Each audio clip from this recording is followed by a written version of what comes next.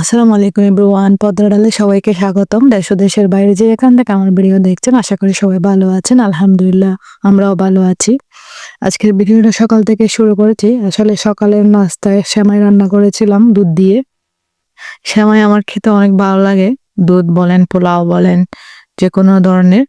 তো আমি সেমাইটা এখন পরিবেশন করে নিচ্ছি। তখন নারকেল দিইনি, এখন উপরে নারকেল দিয়ে দিচ্ছি। যেহেতু বাচ্চারা অনেক সময় নারকেলগুলো খেতে চায় না, তার কারণে অল্প দিয়ে দিচ্ছি। তো এখন বাটিতে নিয়ে নিচ্ছি সবার জন্য। সকালের নাস্তাটা করে নেব। আজকে সকালের নাস্তায় কুলসুম সেমাই রান্না করেছিলাম। অফ ক্যামেরায় সকালের নাস্তাটা কমপ্লিট করে নিয়েছি।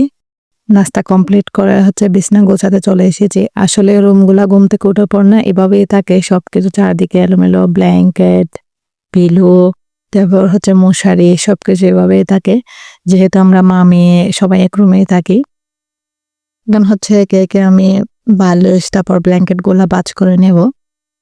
তারপর বিছনাটা গুছিয়ে নেব। আসলে চোখের পলকে ছুটির দিনগুলা শেষ হয়ে গেছে, কখন বুঝতেই পারিনি। আবার সেই আগের রুটিন এ ফিরে আসতে হচ্ছে। দেখা যাচ্ছে বাচ্চাদের স্কুল ওপেন হয়ে যাচ্ছে ৩-৪ তারিখ থেকে। তো সকালে ব্রেকফাস্ট, টিফিন, সেই সাথে দুপুরে রান্না বান্না, স্কুলে দিয়ে আসা নিয়ে আসে, এখন টাইম টু টাইম আবার সব আগে নিয়ে আসতে হচ্ছে। মায়ের কিন্তু ছুটি থাকে না। বাচ্চাদের স্কুল ছুটি হলো, মায়ের কিন্তু ছুটি থাকে না।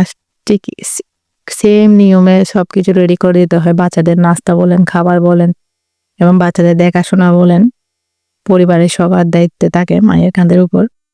বিছনাটা আমি ভালো করে ঝেড়ে নিচ্ছি। এখন ছেড়ে একদম ঠিকঠাক করে নেব।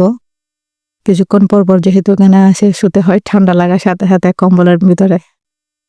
শীতের তো প্রচুর পরিমাণে ঠান্ডা, কি বলবো।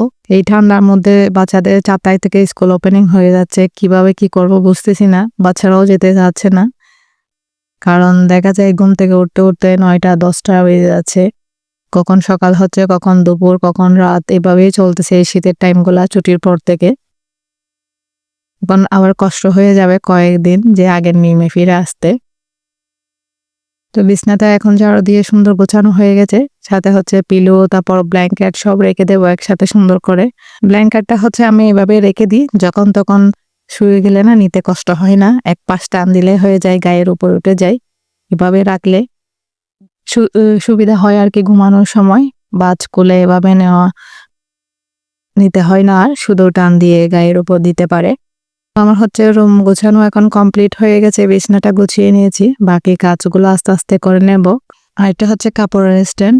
এই স্ট্যান্ডে আমি সবসময় বোরকা, ব্যাগ, তারপর শার্ট এগুলো এভাবে তাওয়াল ঝুলিয়ে রাখি।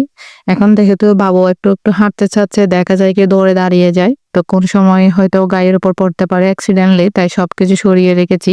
আর যাদের বাসায় বাচ্চা আছে ১ বছর, ১.৫ বছর, ২ বছরে, তারা একটু কেয়ারফুলে থাকবেন। এই জিনিসটা কর্নার সাইডে রাখবেন, যেন পড়লেও যেন গায়ের উপর না আসে, কিছু থেকে আটকে থাকে। ছোট বাচ্চা যাদের ঘরে আছে তারা যেন কেয়ারফুলে থাকে এই জিনিসটার জন্য, কারণ বাচ্চারা তো কাপড় ধরে টান দেয়, সাথে সাথে ওই জিনিসটাও চলে আসে, সে গায়ের উপর পড়ে, তাই জন্য কেয়ারফুলে থাকতে হয় মাদেরকে। আমি ঝাড়গুলা ধুয়ে রেখে দিয়েছিলাম রাত্রেবেলা, পানি জড়িয়ে নিয়েছি। এখন সব জারগুলা রিফিল করে নেব। দেখতেছি সবগুলা শেষ হয়ে গেছে, যেহেতু এখনো মাসের বাজার করা হয় না, আগামীকাল করবো ইনশাআল্লাহ। তো তার কারণে আগের বাজার যেগুলো রয়ে গেছে সবগুলা ঝাড়ে রিফিল করে নেব। তারপর দেখে লিস্ট বানাবো মাসের বাজারের জন্য। তাহলে কি হয়, দেখে শুনে বাজার করব, যেটা যেটা লাগবে সেটা নিয়ে আসব। তাহলে কিছু টাকা সেভিংস হয় প্রতি মাসে আমাদের। চেষ্টা করি সংসারের খরচ থেকে কিছু টাকা বাঁচিয়ে রাখতে, কারণ মধ্যবিত্ত পরিবারে না সবকিছু খেয়াল রাখতে হয়। মাসে পুরা মাসটা সুন্দরভাবে চলার, সে সাথে কিছু টাকা সেভিংস করার নিজের জন্য, বাচ্চাদের জন্য। আবার খাবার দাবারও খেয়াল রাখতে হয়, সবকিছু যেন হেলদি, পুষ্টিকর খাওয়াতে পারে বাচ্চাদেরকে। কথা বলতে বলতে আমি ধানও রিফিল করে নিয়েছি। এখন সুগারগুলো রিফিল করে নিচ্ছি। রিফিল করা হয়ে গেছে, সে সাথে আমি ডাংনা লাগিয়ে দিব এটারও। তারপর মশলাগুলো নিয়ে নিব ঝাড়ের মধ্যে এক এক করে। এগুলা জিরা গুঁড়া।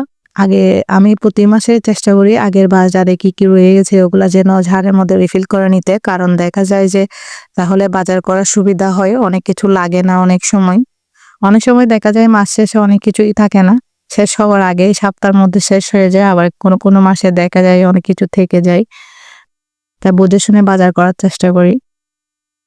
যেহেতু আমরা 4 জনের সংসার, 4 জনের জন্য সবকিছু যা যা লাগে সবার পছন্দের কথা খেয়াল করে সব বাজারগুলো করে নিই। তো এগুলো হচ্ছে মরিচের গুঁড়া আমি ছেলে নিচ্ছি। মরিচের গুঁড়া যে ময়লা থাকে তার কারণে ছেলে নেওয়া প্রথমেই ভালো।